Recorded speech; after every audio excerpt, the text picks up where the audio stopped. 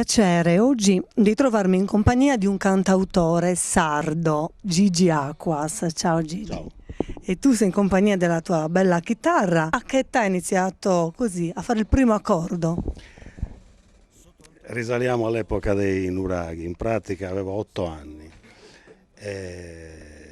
Mi fu regalata la prima chitarra e siccome nessuno mi insegnava gli accordi, venne dal paese di mio babbo, che è Oliena, un mio cugino, un poeta e musicista, Michele Nicodimovic, che cominciò ad avvicinarmi allo strumento, quindi avevo 8 anni. Tu hai imparato prima a suonare o a scrivere canzoni? A scrivere canzoni, a scrivere i testi. Io preferisco scrivere i testi, Che età avevi? sui 14 anni. Il titolo della tua prima canzone? È passato troppo tempo, non me lo ricordo, ti giuro. E allora ti chiedo il tuo primo CD. Il mio primo CD risale al 1990, è stato registrato in questo studio, si chiama La gente che ascolta, ed è stato fatto con una registrazione analogica. E adesso torniamo dopo 23 anni e dopo 7 album all'analogico. Il banco che vedi qua dietro è quello che ci aiuterà appunto a registrare questo nuovo album. Io ho qui un CD intitolato Kimbade e sarebbe il tuo ultimo, giusto? Esattamente, sì. Perché Kimbade? Ma non lo so, Kimbade è un nome di fantasia che mi è stato proposto e da qui è venuto fuori poi un brano sia in sardo logudorese che in italiano. Suonami qualcosa. Facciamo qualcosina al volo.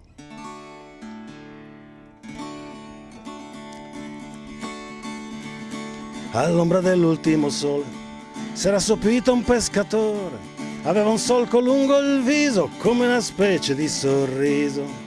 Parliamo del tuo ultimo lavoro, dici qualcosa in più se puoi anticiparci. Sì, allora il nuovo album si chiamerà Mattias e altre belle storie. Saranno 7 brani inediti più 7 brani già editi negli altri album, quindi conterrà 14 tracce. E avrà come come minimo comune denominatore le persone, cioè ciascuna di queste 7 canzoni avrà un nome. Quando potremo ascoltare? Qui bisogna sentire il maestro Fabiani, qua, io penso a metà dell'anno prossimo. Siamo prima dell'estate. Dai, a metà dell'anno prossimo. Abbiamo anche Mario Fabiani qua che ci ospita nel suo studio di registrazione. Ciao Mario. Che mi ospita da più di 25 anni. Eccolo là. Addirittura così tanto tempo.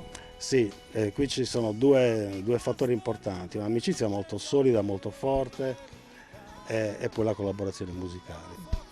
In chiusura ti faccio una domanda che esula un pochino da quella che è la tua carriera artistica.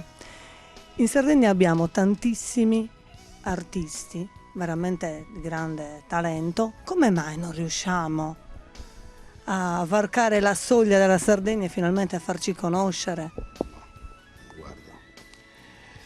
In realtà posso anche leggermente smentire quello che hai detto tu, perché alcuni hanno veramente avuto un grosso successo. Non è detto però che chi ha avuto successo lo meritasse.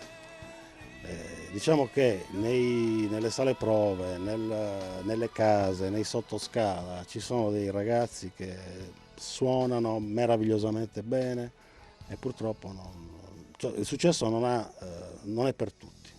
Quindi ci sono formule che prescindono dalla bravura, una di queste è la fortuna, per esempio. Ti ringrazio per essere stato qui con noi e riceviamo la linea al TG Tour.